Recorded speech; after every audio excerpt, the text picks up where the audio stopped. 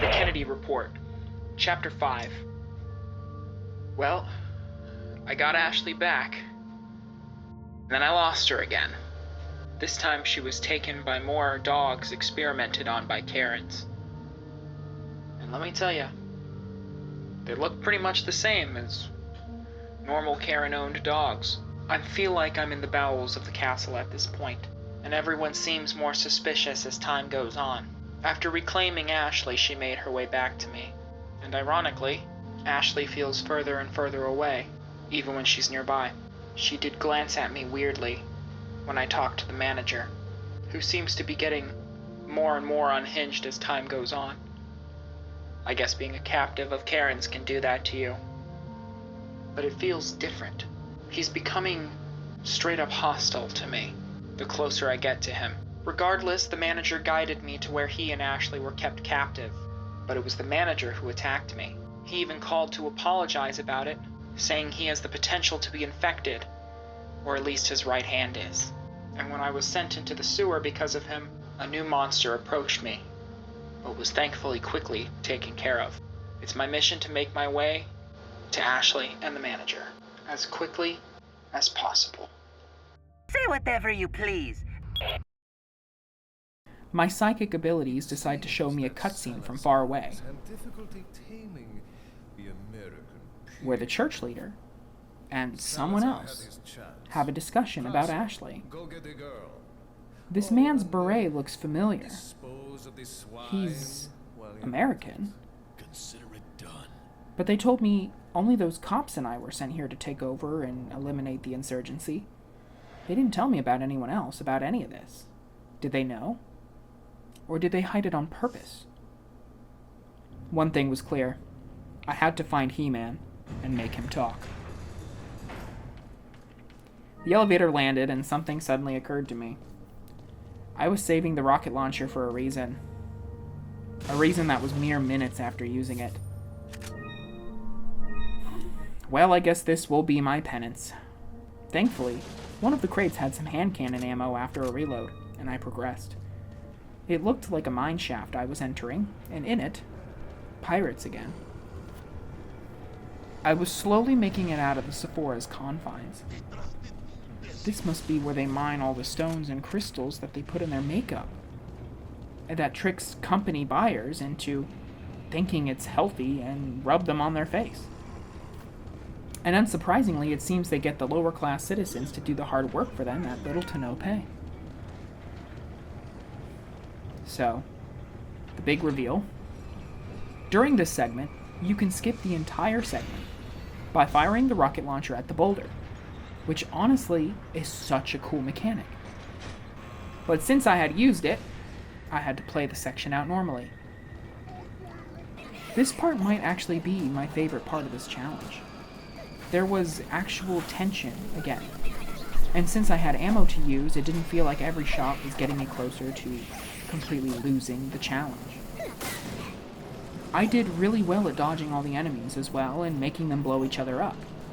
I had upgraded my gun enough to take out Patch Eye with one shot. It wasn't until having to grab the dynamite that things got hectic. I was trapped. But I could funnel the enemies in and get some good hits. Of course, I tried to kill them all for a chance at ammo. Can you guess how much I got? That's right. 0. I took a couple hits, but trudged on. It was time for another boss fight. This time, it was against your Aunt and Uncle. I debated whether or not the lava drop was allowed in this challenge. I figured since I used the environment to kill already, this wasn't as bad, even though I'd be manipulating the lava pool. I decided it was fine and took out your uncle with lava. Let's be real. The boss fights aren't the problem in this challenge. It's the little guys in big numbers. So I quickly take out your aunt and move on into an area with more little guys in big numbers.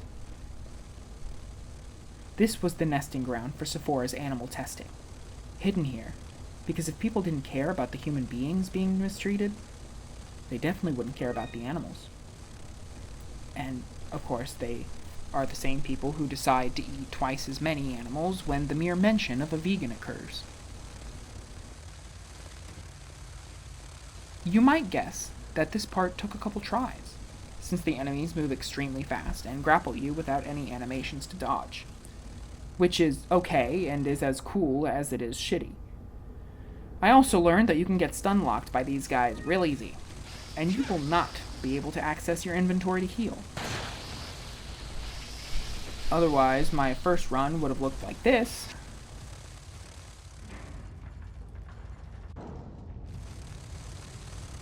And not this.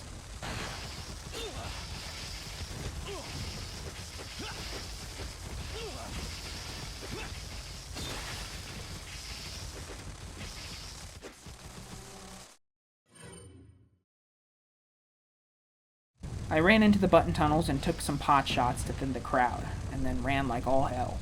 After a couple tries, it worked.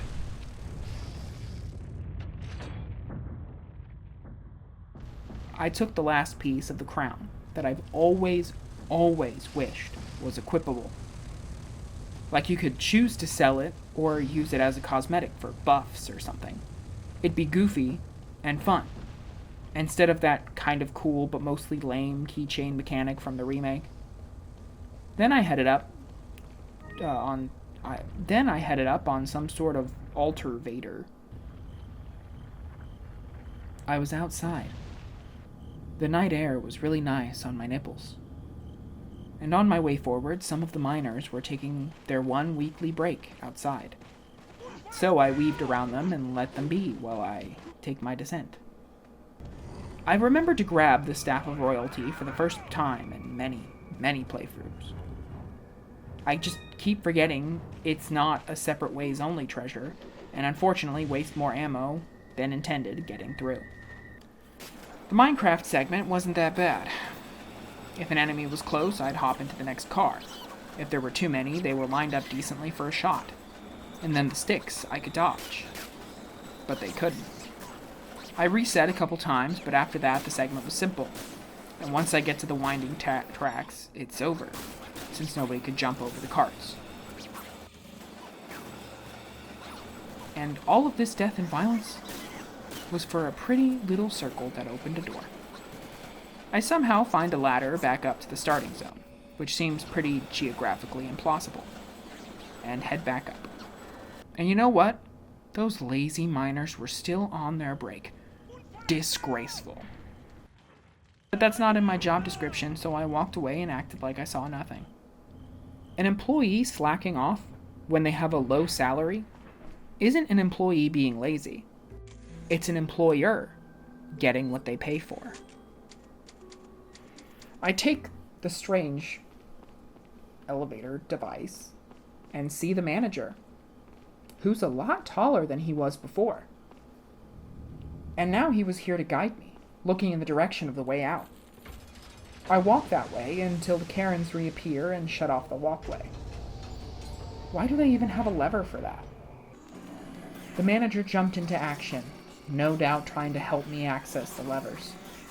I had no time to think. I bobbed and weaved past enemies, trying to save ammo, but also kill enemies for ammo. And it worked, sort of. As usual, the cost was herbs and ammo anyway, but I slipped past and got my bridge. As I ran forward, the manager wants to come with me, acting as a shield for pursuing enemies. However, tragedy struck. The manager's new form was too heavy for the bridge, and he sacrificed himself so that the Karens couldn't follow.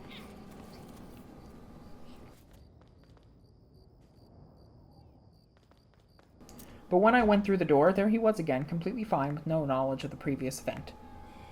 That's, suspicious.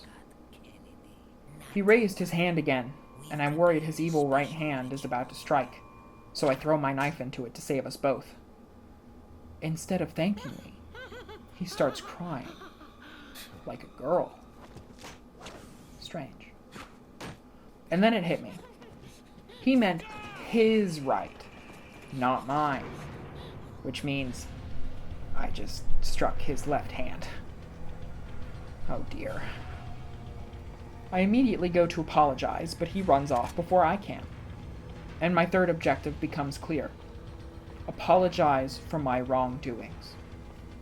Then get the virus sample. Then remove the pregnancy from me and Ashley. In that order of importance. We should be allowed to choose what happens with our own bodies, especially when that choice involves consequences from another's actions forced upon us. I ran up a winding staircase, being pursued by PewDiePie's worst enemy that isn't a bridge. I was going to restart, as I'd used my last big heal from Dynamite, with no ammo dropped to show for it. But I just pushed on, since I really don't enjoy this part. Crossbows and Dynamite were chucked at me, but somehow by the will of the Sephora god Sephiroth, I had to push on, taking both crossbows out at low health. Because of my skill, the Karens invited me to a skeet shooting, because pointing guns at defenseless creatures is just a white person's way of saying hello and goodbye. It's like aloha in our culture. I agree, and they jumped down to start, but I would never hurt a duck. I ride the elevator up with no issue other than ammo consumption, and I knew in my heart that something big was about to go down. I prepped my ammo and went in the big double doors. Thankfully, I had just caught up with the manager and could explain my previous actions. But the manager was angry again, and seemed more buddy-buddy with his captors. He mentioned that I'll miss Ashley, since the ritual is complete. I was afraid. Had the Karens used essential oils to induce the birth? I asked where Ashley was and was horrified by the response. I was looking at her. Turns out, the manager's father was the president CEO of Sephora. And the manager, whose name is Ashley, was changed by a makeup testing incident into what we see here. But Ashley has a twin sister, Ashley, with an E-I-G-H at the end. That's the girl we've been guiding this whole time. The male heir was promised the fortune, but was mentally and physically scarred. That's why the prototype makeup I'm after was created. To revert the looks of Ash back to normal, so that the stockholders would take him seriously again. Ashley never seemed to want the fortune. She thought the predatory sales structure wasn't fair and wanted to change it. Ash, on the other hand, loved it. So when he was seen as unfit, he was cast aside and forgotten. He wanted the glory, not his useless sister who just liked to be pampered. So he wanted her out of the picture and helped his father create the makeup we were all after. And now that the ritual was over, Ash could gain his power and family name back. Was Sephora and overpriced cosmetic companies the bad guy? I had no time to think about it, as Ash was suddenly absorbed by the Karen's last beast. This made no sense. Why would they want to deform him more? It seems that Karens can't follow a leader. Once they heard there was a higher-up manager in play, the facade of the Karens fell apart, and they either had to get their way or cause violence. A tentacled creature came out of the wall, and still had part of the body of Ash attached, so I made that my target. I took my time, waiting for it to reveal itself and strike, and after a couple attempts of testing the waters, I found out something cool. Getting the exclusive upgrade for the Broken Butterfly refills its ammo. I did not get it now, as I was saving the 5 bullets I had stupidly loaded in, and did a save override on. Fun fact, my first attempt at this fight was actually my best, and I'm including the one where I won. It took 4 shots to bring it down, and I landed 3 on my first try. Eventually, whenever it opened its vagina dentata, I would move to the side and land 2 hits on it, doing this twice while we fight.